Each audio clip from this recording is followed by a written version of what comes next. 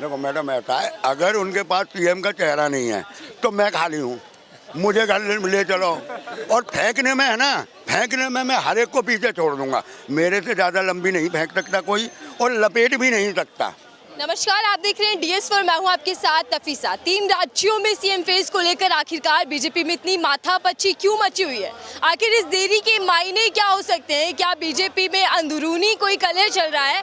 तमाम सवालों को लेकर जनता के बीच हाजिर और जनता से जानूंगी कि आखिर बहुमत पाने के बाद भी 3 राज्यों में सीएम फेस बीजेपी क्यों नहीं दे पा रही, और इस देरी के मायने क्या है? सीधा चर्चा कर लेते हैं, क्योंकि जनता सब कुछ जानती है भैया, जनादेश भी है और जनता फैसला कर देती है। जब किसी के हाथों में सत्ता पकड़ाती है तो सवाल भी पूछ लेती है। सर मेरे साथ हैं शर्मा जी। तमाम मुद्दों पर तो चर्चा हम करते ही रहे, लेकिन अब जो मुद्दा है सर, सेमीफाइनल जीत जाती है, बहुमत पा लेती है, लेकिन 5 दिन बीत जाते हैं, सीएम फेस अभी तक कोई नहीं घोषित किया जा रहा। इस देरी के मायने क्या है? आपसी कल है, अंदरूनी कल है बीजेपी की। बीजेपी में प्रॉब्लम यही है कि भाग तो लोग इधर उधर रहे हैं, छोड़ के भागना चाहते हैं और उनको पूरी वेटेज नहीं मिल रही है। इन्होंने सीएम फेस पे किसी को नहीं आगे करा, सिर्फ मोदी जी को आगे करके इन्होंने चुनाव लड़ा।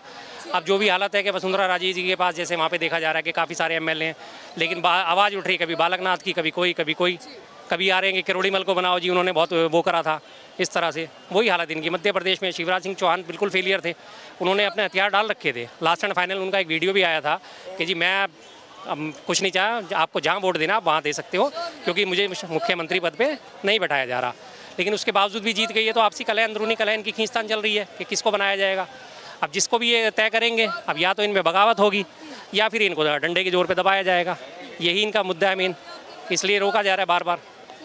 जो बगावत चुनावों में देखने को मिली, वही कह रहे हैं कि अब सीएम पद के लिए भी देखने को मिलेगी। बिल्कुल मिलेगी। सीएम पद के लिए बिल्कुल मिल रही है देखने के लिए।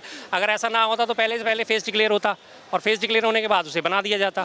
क्लियर था, जैसे कांग्रेस ने अपने तेलंगाना में रेवंत रेड्डी को क्लियर कर रखा था, सब जगह क्लियर था। मध्य प्रदेश में कमलनाथ जी क्लियर थे, राजस्थान में अशोक गहलोत जी दोबारा से क्लियर थे। फेस का था उनका क्लियर, उनके पास कोई दिक्कत नहीं। जिसे बार बार कहते हैं कि कांग्रेस की अंदरूनी कल है, यही मुसीबत है सारी की सारी। अब इनके फेस को लेकर अगर बीजेपी से सवाल पूछे जा रहे हैं तो ऊपर से लेकर नीचे तक नेता एक ही बात कह रहे हैं कि आला कमान फैसला लेंगे। अभी मोदी और शाह तय करेंगे कि भैया कौन सीएम होने वाला है। मोदी और शाह ही आला कमान के तौर पे स्थापित हैं पूरी तरह से। नड्डा जी का तो खैर इसमें कोई रोल ही नहीं आता। हार गए होते तो नड्डा जी से सवाल पूछे जा रहे होते, अब जीत गए हैं तो मोदी जी हो रहा है, सीधी सी बात है। और जीते भी किस वजह से हैं वो सब जान रहे हैं, ईवीएम में गड़बड़ी की वजह से। अब तो ये मानने वाली बात हो चुकी है पूरी तरह, नहीं तो इतना उलटफेर किसी भी तरह से संभावित नहीं था। ये कहीं देरी हो रही है तो क्या समीकरण बैठाए जा रहे हैं कि 24 को देखते हुए? बिल्कुल ठीक बात है। ये पूरी कोशिश, जहाँ तक मुझे लगता है, कट्टर हिंदुत्व का वही चेहरा किसी ना किसी को प्रोड्यूस करेंगे आगे, कि 24 के इलेक्शन के लिए अपनी ज़मीन तैयार कर रहे हैं ये, ताकि अभी अब टाइम तो बचा ही नहीं है, 4 महीने सारे बचे हैं गिनती के। और इसी वजह से पूरी इनकी संभावना यही है कि किसी ऐसे, जैसे वहाँ पे बार बार राजस्थान में उठ रहा है कि बाबा बालकनाथ को बनाओ बालक, और वो अभी बनने से पहले एक और वो थे आचार्य बालमुकुंद, उन्होंने अपने उद्देश्य बिल्कुल क्लियर कर ही दिया था।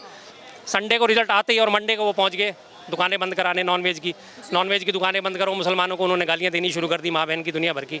तो वो यही चाहते हैं कि इस तरह का फेस लेके आया जाए। सॉफ्ट हिंदुत्व तो अभी चलने वाली नहीं है। अब ये ढूंढ रहे हैं कि कौन से योगी हो, कौन से बाबा को बैठाया जाए और जिसे अपने कठपुतली के तौर पे नचाया जा सके। आखिर सीएम फेस को लेकर इतनी देरी क्यों हो रही है? बीजेपी फैसला क्यों नहीं कर पा रही है? देखो मैडम, ऐसा है, अगर उनके पास सीएम का चेहरा नहीं है तो मैं खाली हूँ, मुझे घर ले चलो। और फेंकने में है ना, फेंकने में मैं हर एक को पीछे छोड़ दूंगा। मेरे से ज़्यादा लंबी नहीं फेंक सकता कोई, और लपेट भी नहीं सकता। इसलिए सीएम का चेहरा नहीं है तो मैं भी हर मोदी करने लगूंगा। अभी तक तो नहीं किया है, पर अब करने लगूंगा आगे। मुझे सीएम तो बनाओ, मैं तो कहता हूँ मुझे प्रधानमंत्री बनाओ। मैं तो प्रधानमंत्री बनने के लिए तैयार हूँ, क्योंकि गरीब भी हूँ मैं, बहुत गरीब हूँ मैं। मोदी जी से ज़्यादा? मोदी जी तो कुछ भी नहीं है, उस जैसे गरीब तो मैं कहता हूँ मोदी जी जैसे गरीब तो है ना, सारे हिंदुस्तान में होने चाहिए। इसे अगर ऐसे गरीब होते हैं ना तो ये तो सारे हिंदुस्तान में होने चाहिए। बड़ी खुशी की बात है। चलो ये तो हो गई। देखो एक अलग बात, इनके पास चेहरा नहीं चुना जा रहा, तो कहीं ना कहीं तो कोई कमी है, कहीं ना कहीं कमी तो है। चुनाव तो ये जीत गए, और कैसे जीते? मैं तो देखो ईवीएम पे नहीं करूँगा तक, या अगर ईवीएम में ही गड़बड़ है तो मैं हर पार्टी से कहता हूँ इसका बहिष्कार करो, चुनाव ही मत लड़ो, ख़त्म करो इसे, ठीक है ना। अकेली पार्टी फिर यही लड़ती रहेगी और आगे ये जीतती रहेगी।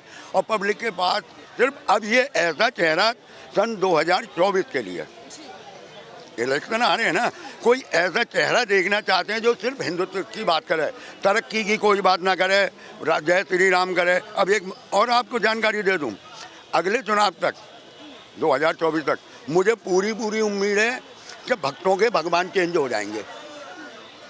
भक्तों के भगवान चेंज होने वाले हैं। जय श्री राम हो गया 30 साल, अच्छी बात है, 30 साल तुमने किया। अब देखना आने वाले टाइम में है ना, राधे राधे और जय श्री कृष्ण होने वाला, क्योंकि कहीं ना कहीं तो मुद्दा चाहिए। लोग बागों को कहीं ना कहीं तो घुमाना है, इनके पास कोई मुद्दा नहीं होता। आखिरकार क्या मतमुटाव चल रहा है अंदर, क्योंकि अलग अलग बैठकें चल रही हैं। हम देख रहे हैं वसुंधरा जी भी बैठक कर रही हैं अपने विधायकों के साथ, तो क्या खिचड़ी पकड़ रही है अंदर? खिचड़ी मैंने आपसे बताया ना, वही पकड़ी है कि इसको ले आके लेके आया जाए। जनमत किसी और के साथ है, विधायक किसी और के साथ है, बनाना किसी और को चाहते हैं। अब लास्ट एंड फाइनल यही लोग चाहते हैं कि किसी ना किसी तरह डंडे के जोर पे या अनुशासन का दम भरते हुए और किसी ऐसे को मुख्यमंत्री बनाया जाए जो उनकी कठपुतली बन के काम करे।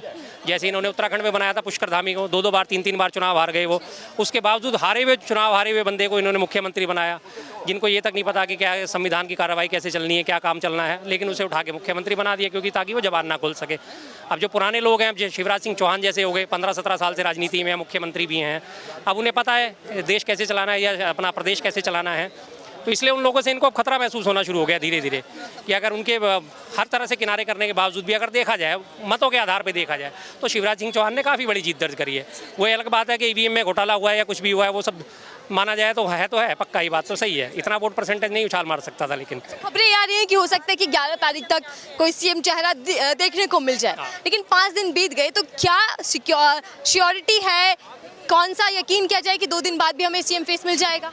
देखिए, अब इतनी अंदरूनी बैठकों में तो मैं खैर शामिल नहीं हुआ इन लोगों की, जो बातें छन के आती हैं उस हिसाब से हम अनुमान लगाते हैं। फिलहाल इन्होंने बोला है कि संडे को फाइनल कर देंगे, अब देखते हैं संडे को फाइनल, कल 10 तारीख है, कल ये फाइनल करके 11 तारीख को ऐलान करते हैं या नहीं करते।